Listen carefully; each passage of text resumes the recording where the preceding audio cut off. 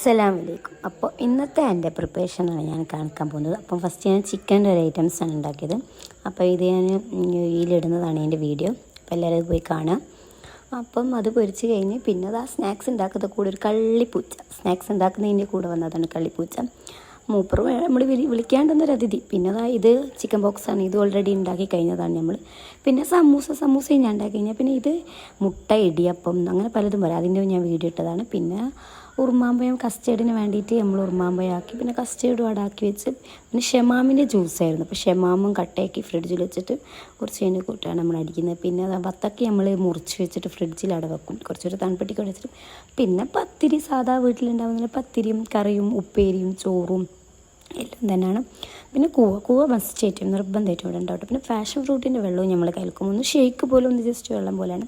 അങ്ങനെ ഷമാമും ജ്യൂസ് അടിച്ച് കഴിഞ്ഞ് അങ്ങനെ നോമ്പ് തുറക്കുന്ന സമയമായി. പിന്നെ നോമ്പിൻ്റെ സമയത്തുള്ള പ്രിപ്പറേഷൻ നമ്മൾ മേലെ ബാൽക്കണിയിൽ ജസ്റ്റ് ഒരു ചെറിയൊരു നോമ്പ് തുറ പോലെയാണ്. വീട്ടിലെ നോമ്പ് തുറ അതിൻ്റെ ഒരു വേറെ തന്നെ വീഡിയോ ഞാൻ ചെയ്യുന്നുണ്ട്. അപ്പോൾ എല്ലാവർക്കും ഇഷ്ടപ്പെട്ടെന്ന് കരുതുന്നു. അസ്സലാമു അലൈക്കും, ടാറ്റാ.